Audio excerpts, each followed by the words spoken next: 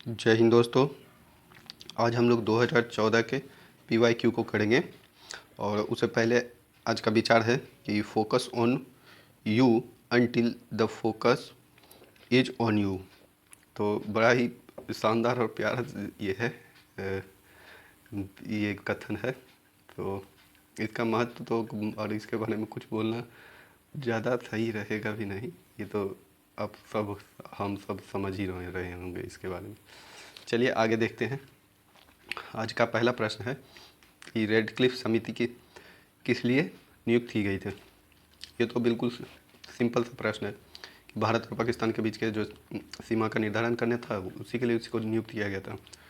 और देखिए इसमें ना चार सदस्य जो थे वो कांग्रेस और मुस्लिम लीग और कांग्रेस दोनों के थे। और इसका जो ये था, इसके जो अध्यक्ष थे उनका नाम था सिरिल रेडक्लिफ। चलिए इसमें तो ज़्यादा कुछ विशेष है नहीं, आगे देख लेते हैं। अपना है प्रश्न कि भारत के संविधान की निम्नलिखित में से कौन सी एक अनुसूची में दल बदल विरोध विषयक उपबंध है। तो अभी क्या है ना, पहले तो देख लेते हैं कि इसका उत्तर क्या होगा। इसका उत्तर डी है कि 10वें अनुसूची में इसके बारे में बताया गया है। अब देखिए इससे पहले भी हम लोगों ने इसके बारे में बात किया है, फिर भी आज थोड़ा और डिटेल में इसको देखेंगे। हाँ, तो सबसे पहली बात कि देखिए इसे ना 42वां संविधान संशोधन जो 1985 में हुआ था उसके द्वारा इसको संविधान में शामिल किया गया। उसके बाद एक और था इससे संबंधित संशोधन 51वां है। तो ये दो चीज़ ध्यान रखिएगा। एक महत्वपूर्ण चीज़ है ना कि इसमें केवल मंत्रिमंडल शब्द का प्रयोग किया गया है और कहीं नहीं किया गया अपने संविधान में। तो ये हो गया। और देखिए अब अगर हम लोग देखें ना कि दल बदल किसे कहा जाता है, तो देखिए कोई किसी भी दल का सदस्य हो तो अपने दल का जो प्रतिबद्धता होती है उसको छोड़ करके दूसरे दल की और मतदान अथवा मतदान कर दे या संसदीय प्रक्रिया में भाग ले ले तो उसे दल बदल कहा जाता है। और इसमें क्या है ना कि पार्टी 15 दिन के अंदर इसे माफ़ कर देती, अगर उनके द्वारा कर दिया जाता है तो इसे दल बदल नहीं, इस पर लागू नहीं होगा। दूसरी बात कि दल बदल का जो निर्णय होता है उसमें क्या है कि स्पीकर जो होते हैं, स्पीकर और क्या सभापति जो होते हैं वो सब इनके अंतर इसका जो निर्णय होगा ना इन्हीं के द्वारा होता है। और आप वहाँ जा सकते, कोर्ट में जा सकते हैं, ठीक इसके लिए। और उसके बाद क्या है कि यदि कोई सदस्य हो जो इस कानून को, जिस पे ये कानून लागू हो जाता है, तो उसकी सदस्यता समाप्त की जा सकती है किनके माध्यम से, वही और अगर मान लीजिए हो गया सदस्यता समाप्त हो गई फिर भी वो न्यायालय जा सकता है। इतना हो गया। और इसके बाद क्या है ना कि मान लीजिए किसी के दल बदल का कोई सदस्य शिकार हो गया है तो उसमें क्या हो जाएगा कि वो लाभ का पद जो होता है उनको धारण नहीं कर सकते हैं। दूसरी बात कि मतदान भी नहीं कर पाएंगे, सदन में जो मतदान होगी ना वो नहीं कर पाएंगे। फिर अगर वो पुनः चुनाव जीतने के बाद सदस्य बनते हैं तो फिर वो सब कुछ सामान्य हो जाएगा। अब एक और चीज़ है कि अध्यक्ष उपाध्यक्ष और उपसभापति जो होंगे ना उस पर दल बदल का कानून नहीं लगता है। दूसरी बात कि 2/3 या इससे अधिक होगा ना, कोई भी पार्टी का सदस्य इनसे एक विशेष पार्टी से अलग हो जाए तो उसे दल बदल नहीं माना जाता है, ठीक।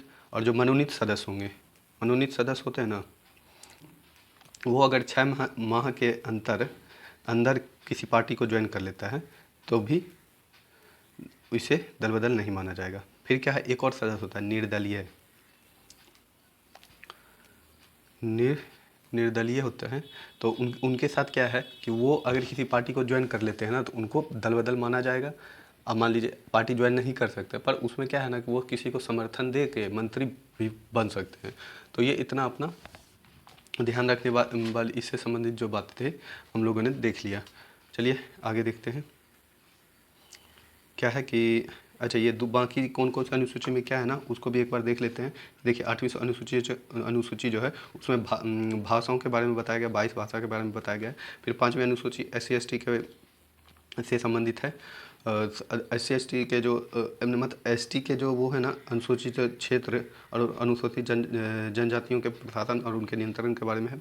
दूसरा जो है उसमें क्या है, को जो संवैधानिक पद है ना, उनके बारे में, उनके वेतन और भत्ते के बारे में इसमें उपबंध है। अब कौन कौन से अधिकारी हैं वो एक बार अच्छे से आप देख करके रखिए। राष्ट्रपति उपराष्ट्रपति जैसे ही हैं जो जो हैं उनको देख लीजिए एक बार अच्छे से।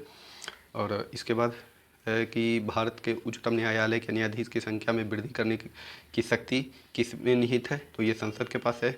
और ये हमेशा संसद के माध्यम से इसे किया जाता है जब भी आवश्यकता महसूस हो। और अभी भी क्या था हाल ही में, तो अब ध्यान हो तो उससे ना क्या हुआ कि अभी ये 34 हो गया है, जिसमें से CAG जो है, CJI जो है वो भी इसमें इंक्लूडेड है, मतलब इसमें शामिल है। तो ये था। चलिए अगला देख लेते हैं प्रश्न कि भारत के संविधान में अंतर्राष्ट्रीय शांति और सुरक्षा की अभिवृद्धि का कहाँ उल्लेख है। देखिए ये सीधा ही DPSP से पूछा गया। DPSP का एक जो ये है ना अनुच्छेद है 51वां, उसी से पूछ लिया गया है सीधा। तो इसके महत्व को तो DPSP का समझ ही लिए होंगे अभी तक, और आगे भी हम लोग देखेंगे। तो ये तो डायरेक्ट था।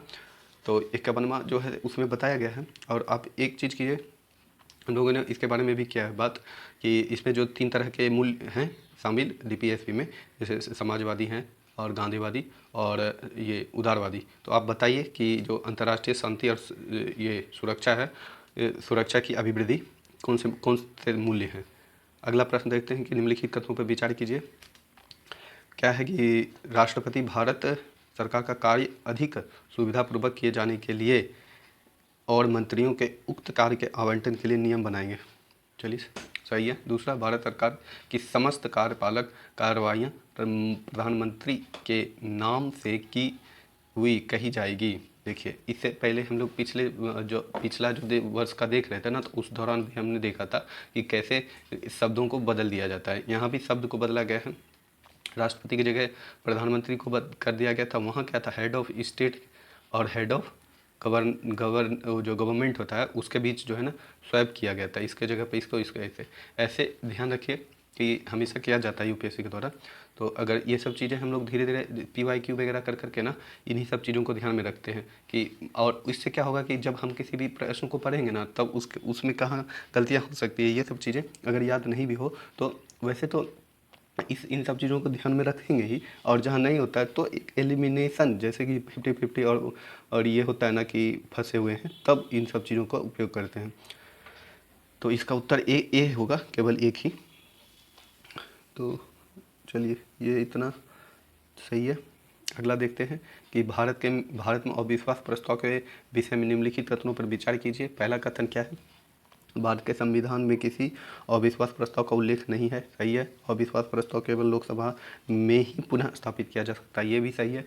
अभी अब इसका उत्तर तो हम लोगों ने देख लिया कि ये सी होगा, पर अभी क्या है ना, अपना जो उद्देश्य है कि इसके बारे में अधिक जानकारी यहाँ देख लेंगे क्या क्या है संबंधित जानकारियाँ इससे। तो सबसे पहली बात जो इसमें भी बताया गया है कि इसकी पुनः स्थापना केवल लोकसभा में ही होगा।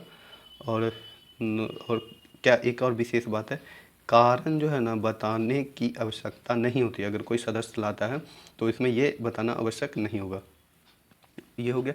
और देखिए इसमें कितने सदस्यों को हस्ताक्षर करने की आवश्यकता होती है, तो मात्र 50। ये हो गया।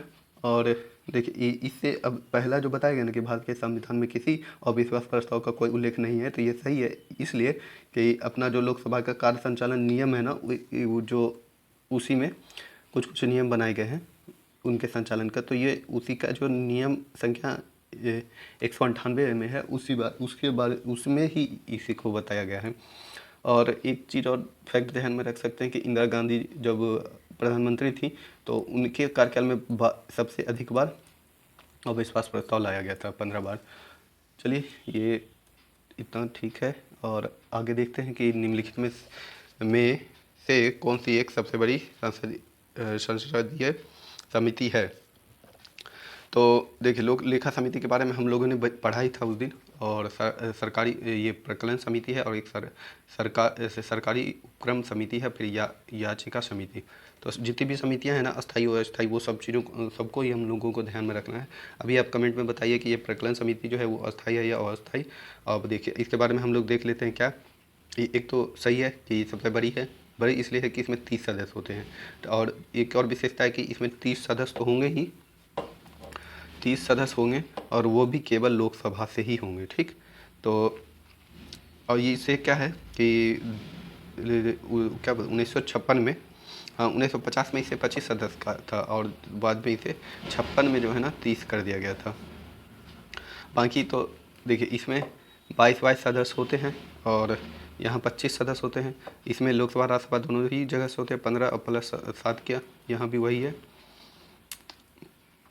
और इतना सही है। और आगे चल के देख लेते हैं क्या है। अच्छा, एक चीज़ और इसके बारे में हम लोग देख लेते हैं ना कि हाँ, कि इसके बारे में क्या कि इसके बारे की जो प्रकलन समिति, हाँ प्रकलन समिति है, तो वो काम क्या कर, इसका क्या है, कार्य क्या है। तो वो क्या है ना कि जिस समय धन खर्च होता है तो उस समय क्या यह खर्च करती है, यह जांच करती है, और मितव्ययता लाने का वैकल्पिक सुझाव दिया जाता है इसके द्वारा। और अनुमान के अनुसार भी जांच करता है कि अनुमान के अनुसार प्रकलन सीमा में जो धन निकाला गया उससे जो है ना शासन पर भी इससे क्या होता है कि वो सब देखती है कि अब जो प्रकलन सीमा है उसी के हिसाब से लाया गया है, धन निकाला गया है। तो और इससे क्या होता है कि वित्तीय नियंत्रण बना रहता है। ये इतना बात है इससे संबंधित। और एक और चीज़ है कि जो स्पीकर होते हैं ना, सभापति के रूप में नियुक्त कर सकते हैं। तो सदस्य हो, मतलब इनके जो सदस्य हों तो समिति का सभापति, देखिए इसमें क्या है, लोकसभा के जो उपाध्यक्ष होंगे, ठीक है, उपाध्यक्ष जो होंगे ना इस समिति के का सदस्य हैं, तो वो समिति के सभापति बना दिए जाएंगे। अन्यथा किसी अन्य सदस्य को स्पीकर सभापति के रूप में नियुक्त करते हैं। तो चलिए, ये तो काफ़ी है इससे संबंधित। अगला प्रश्न देखते हैं कि निम्नलिखित में से कौन सा ऐसे मंत्रिमंडल सचिवालय का या के कार्य हैं। तो देखिए पहला है कि मंत्रिमंडल बैठकों के लिए कार्यसूची तैयार करना। तीसरा, मंत्रालयों को वित्तीय संसाधनों का आवंटन। अच्छा, इसी से गलत हो जाएगा, क्योंकि देखिए आवंटन जो है ना, किसी भी मंत्रालय को वित्तीय आवंटन होता है ना, ये सचिवालयों के पास नहीं रहता है। तो इससे गलत। अब देखिए 3 को काटेंगे ना, अपना बी और डी खत्म हो जाएगा। और दूसरा पढ़ लेते हैं कि मंत्रिमंडल समितियों के लिए जो है ना सचिवालय सहायता, ये सही है। तो एक और 2 सही है। चलिए अगला प्रश्न देखते हैं कि निम्नलिखित कथनों पर विचार कीजिए। संवैधानिक सरकार वह है जो भारत की सत्ता के हित में व्यक्ति की स्वतंत्रता पर प्रभावकारी प्रतिबंध लगाती है, जो व्यक्ति की स्वतंत्रता के हित में राज्य की सत्ता पर प्रभावकारी प्रतिबंध लगाती है। अब देखिए प्रतिबंध अब पूछा जा रहा है इससे संबंधित, तो अपना इसमें प्रीवियस ईयर में पूछा ही गया है, और 2000 शायद 21-22 में भी पूछा गया संवैधानिक सरकार, उसके विकल्प अलग थे। तो यहाँ देखिए संवैधानिक सरकार का उद्देश्य इसलिए होता है ना कि इस पे जो ये होते हैं व्यक्ति, उनकी स्वतंत्रता को राज्य या सत्ता का जो ये होता है, पर जो अधिक उनके पास जो सत्ता है राज्य के पास, उनको प्राथमिकता दिया जाता है व्यक्ति की स्वतंत्रता पर। तो उससे पहला जो है ना गलत हो जाएगा, क्योंकि इसमें क्या बोला गया है कि राज्य के सत्ता के हित में व्यक्ति की स्वतंत्रता पर प्रभावकारी प्रतिबंध लगाना, जबकि संवैधानिक सरकार का उद्देश्य बिल्कुल इससे उल्टा होता है। और ये दूसरा कथन वही है कि जो व्यक्ति की स्वतंत्रता के हित में राज्य की सत्ता पर प्रभावकारी प्रतिबंध लगाती है। तो ये किस माध्यम से लगाता है, आप सोच के देखिए। फंडामेंटल जो राइट दिए गए हैं ना, वो ये सही है, अपना सबसे आदर्श उदाहरण है।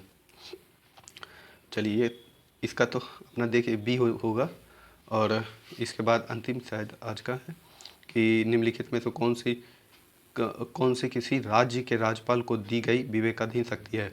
अच्छा, विवेकाधीन शक्ति किससे संबंधित, राज्यपाल से। राज्यपाल तो ऐसे तो थोड़ा बड़ा विषय होगा, फिर भी पहले देखते हैं कथन, इसको पढ़ लेते हैं कि भारत के राष्ट्रपति को राष्ट्रपति को राष्ट्रपति शासन अधिरोपित करने के लिए रिपोर्ट भेजना।